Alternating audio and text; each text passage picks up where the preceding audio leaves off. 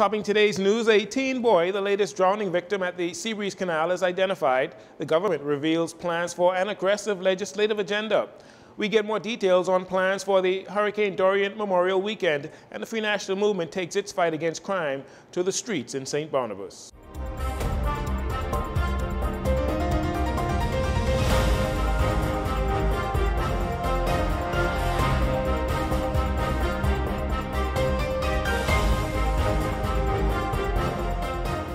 Good evening, Bahamas. I'm Dorian Saunders. This is your JCN Evening News. Thanks for joining us.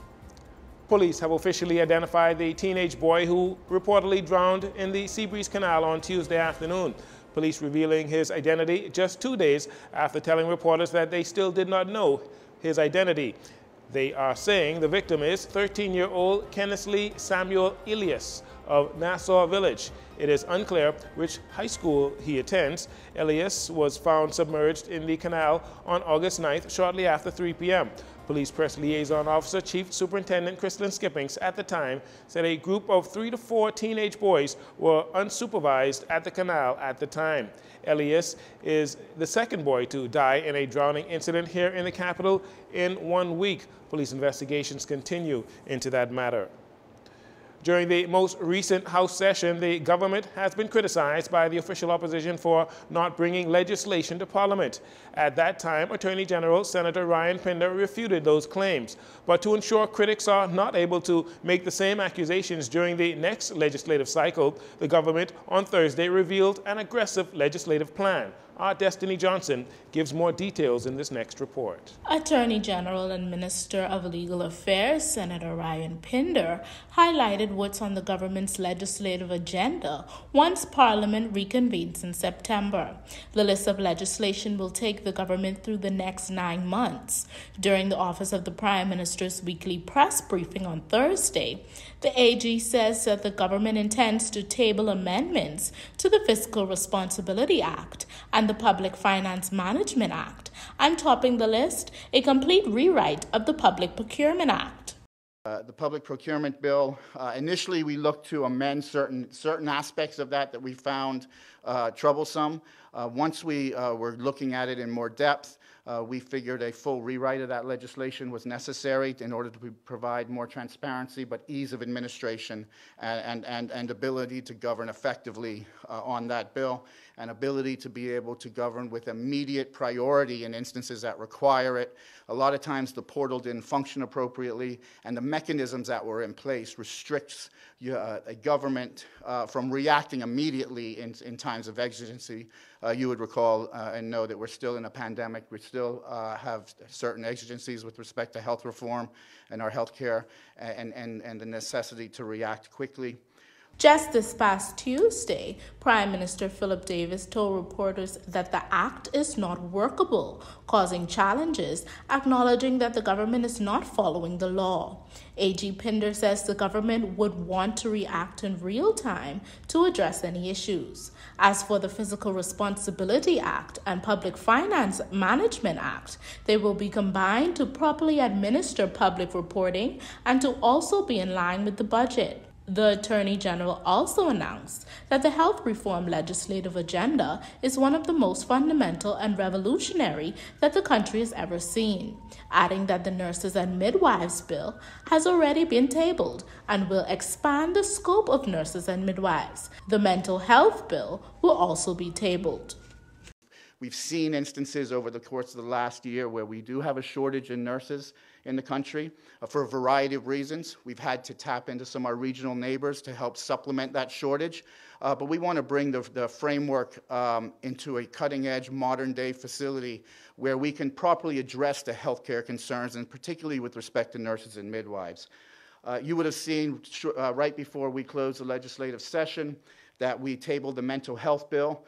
Public consultations are going to commence in that very shortly within the coming weeks. This is probably the most revolutionary piece of legislation regarding mental health the country has ever seen. It's cutting edge, it's benchmarked globally, and it's a rather good piece of legislation in an area where we have neglected as a country for far too long the mental health of our citizens. And I want to commend the Minister of Health for his aggressiveness in that. Another area of concentration will be the crime prevention and intelligence, which includes tabling various acts and projects in the coming weeks. Look to table the National Crime Intelligence Agency Amendment Bill, which strengthens the National Crime Intelligence Agency in order to better respond to intelligence on criminal matters. We're also looking at amendments to the Defense Act.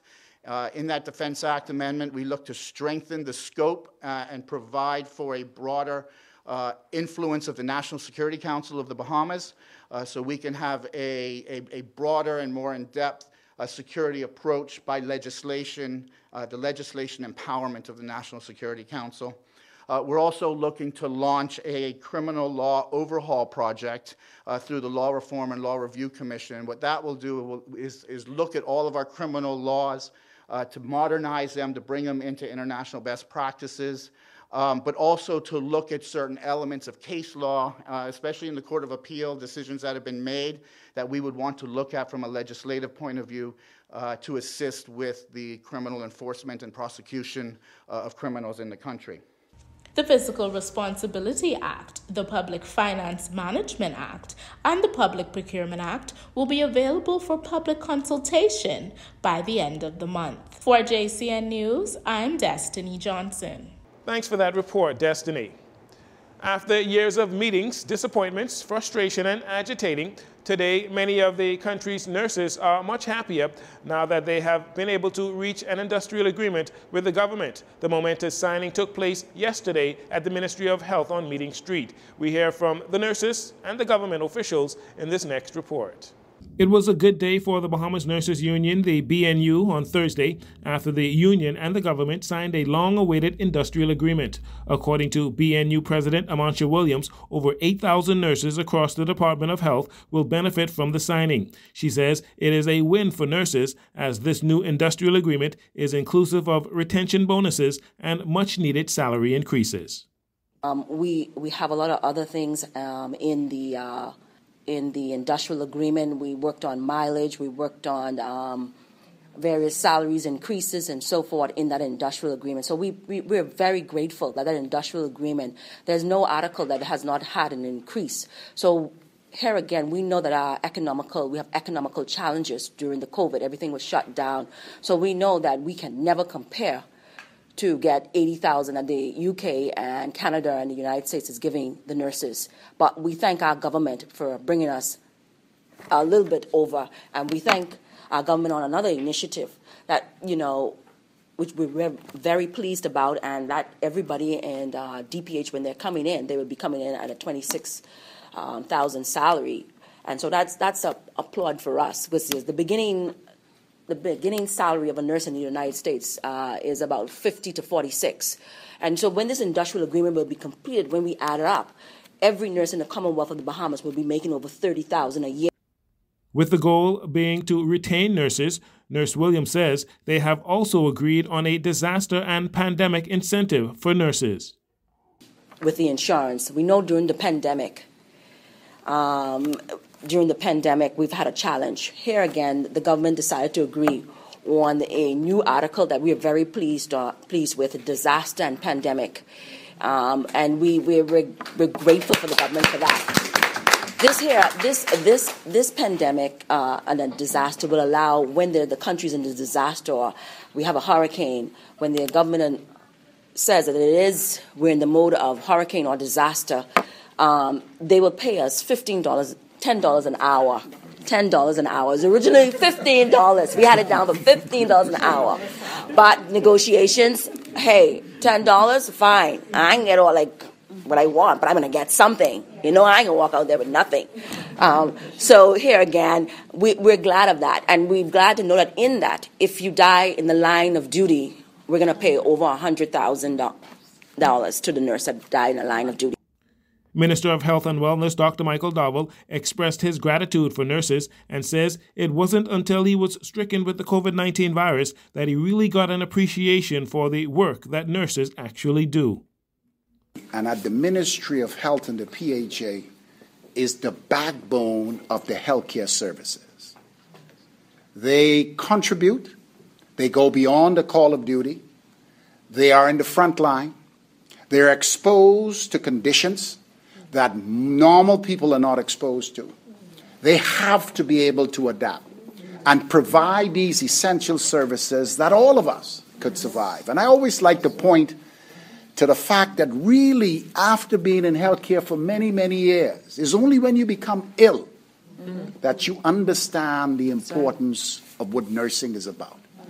And I do apologize because it took me suffering from COVID in a very critical condition to begin to appreciate what you do for this country. On behalf of all of the Bahamian people who walk in and out of our public institutions, I want to thank you on their behalf. With this being the third industrial agreement signed by the government in the past 2 weeks, Minister of State for the Public Service, Pia Glover-Roll, says it is her ministry's priority to solve long-standing challenges that have plagued labor workers.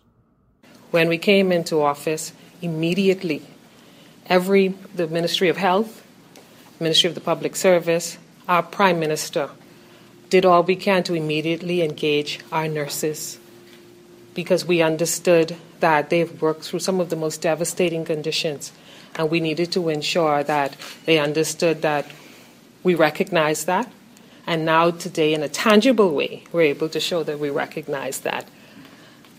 I want to thank Madam President and her team for the hard work that they've put in for their members, our nurses, relentlessly, day and night, in the wee hours. She worked so hard to ensure that we fought to keep our nurses, because that's what this basically is about. We're losing nurses at high rates. Some don't want to leave, but don't have a choice because they have to survive. The 3-year agreement for nurses took 3 months to finalize under the Davis administration. The Bahamas Nurses Union president also notes an agreement is in the works for nurses who fall under the Public Hospitals Authority. As we approach the 3rd-year anniversary of Hurricane Dorian, there has been much talk about proposed plans for the memorial. We got more details during Thursday's press briefing at the Office of the Prime Minister. Cale Campbell has more in this next report. Since the announcement of Dorian Memorial Week, the news has been met with backlash by some Bahamians criticizing the government's decision to celebrate such a tragic event. Well, in this week's press briefing at the Office of the Prime Minister, Press Secretary Clint Watson, before going into detail on the events planned for the Memorial Week, wanted to clarify his remarks as well as give an apology to the people of Abaco and Grand Bahama for the manner in which the announcement was delivered and the lack of conclusion on the entire week. It's important in this role to always make sure that people understand when we communicate messages, our intent behind it. Last week we communicated a portion of the message for Dorian Week, and I think for so many residents in Abaco and Grand Bahama, it created a great offense.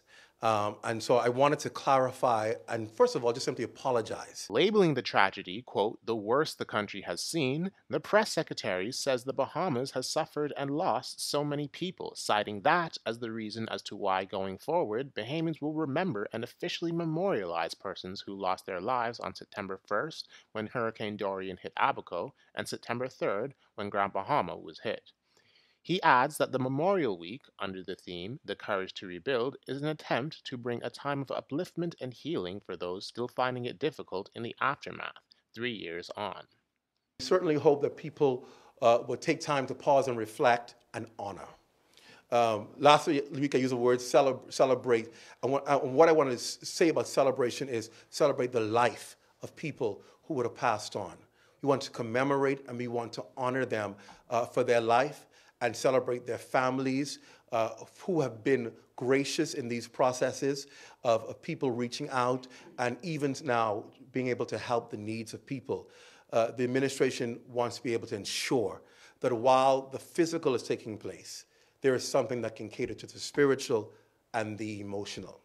And we believe that this week of gospel events and week of memorial services will uplift and will encourage and will inspire. And we hope that the entire Bahamian community will come together for this and to be able to honor, as we see is done in many countries where there are great tragedies, regardless of the biblical divides. we honor the memories of something that was so tragic. Press Secretary Watson goes into detail on a number of events and activities arranged to ensure that the Memorial Week has meaning and impact to those affected by Dorian, and the Bahamas as a whole may pay homage to those persons. Press Secretary Watson announced the week will kick off on Friday, August 26, with an Abaco Weather Symposium at Friendship Tabernacle Church with former Director of National Oceanic and Hurricane Center Dr. Max Mayfield and Brian Norcross from Fox News. Following this, government is requesting that on Tuesday, August 30th, talk shows in the Bahamas focus on Hurricane Dorian and mental health, explaining the reason as such.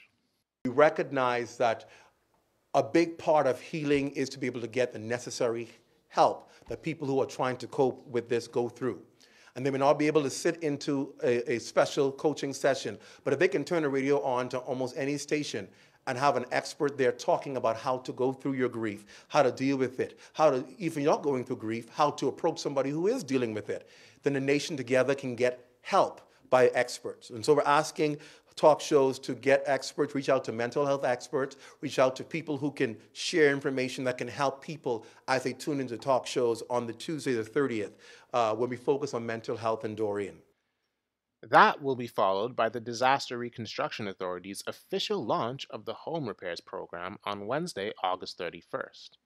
On the same day, local networks will also be airing Dorian, the Courage to Rebuild documentary, which, according to Mr. Watson, speaks to people about the process of recovering and government officials on what is happening as the Bahamas seeks to rebuild. Thursday, September 1st, will be the official Remembrance Day of Victims, with an Abaco memorial service and wreath-laying ceremony to be held at Friendship Tabernacle Church. While Bahamian flags are to be flown at half-mast on that day, Press Secretary Watson encourages persons to support the victims by purchasing Hurricane Dorian memorial pins to be worn on Remembrance Day. The press secretary announced that proceeds will go towards the victims of Hurricane Dorian, with instructions on how to purchase a pin to be announced before Remembrance Day. On the same day, gospel singer CeCe Winans and others will be performing at the Hurricane Dorian Memorial Concert, which will be free, expected to be held at Baha Mar. So that event is also being used as a fundraiser for many who will come there. We're asking people to bring donations. You'll be given an envelope there that you can also sow in a seed or fund or donate into the Dorian Fund that will be used for families. So we'll tell you more information on that. But we're asking persons who are coming to the free concert to bring with you whatever donation you want to give so that you can give to that fund as well at that concert and that benefit fundraising. Flags will be flown at half-mast on that day everywhere throughout the Bahamas. And we're asking communities to pause, to reflect, to honor the memory of those who lost their lives. Last month, the government said it plans to demolish the temporary dome homes in Spring City, Abaco sometime this month. Nearly 2 weeks into the month of August, what has become known as Dome City is still standing. In early July, a team that included representatives from the Disaster Reconstruction Authority, the DRA, the Department of Social Services, and the Prime Minister's Delivery Unit was on Abaco to issue letters to residents of the dome homes who needed assistance with relocating. According to Chairman of the DRA, Alex Storr, the government is taking a humane approach to relocating those occupants. Begin meeting with the dome occupants in hopes of transitioning them to alternative accommodations, and we are not just putting them out, we are giving them full support. And so that's why instead of having a town hall meeting or some joint meeting, we are meeting with them one-on-one to see their specific needs. They're being offered assistance and monetary assistance from social services in the amount of $4,000, and that's to help with any expenses that may come up with moving for rent. They can use it for rent, they can use it to complete repairs on their premises, and it doesn't have to be a full rental unit, but even if they have to move in with a relative, but their expenses incurred with that, say they have to help with the utilities or whatever, this money can be used towards that. Mr. Storr said this Tuesday that he could not confirm if demolition has begun on some of the dome homes, as all tenants have until August 27th to move out. According to the Minister of Transport and Housing, Jobeth Kobe Davis, land on which the domes sit can hold approximately 11 homes. Mrs. Kobe Davis said in an effort to address the affordable housing dilemma on Abaco, the government has plans for several housing initiatives that include housing subdivisions. The idea of using domes for temporary housing on on Abaco and Grand Bahama came about following Hurricane Dorian. The project was pegged at $6.4 million, but was never completed, and many of the dome structures were never built. The previous administration was also heavily criticized for its decision to purchase the dome homes. We'll take a break here. We'll be right back after these commercials.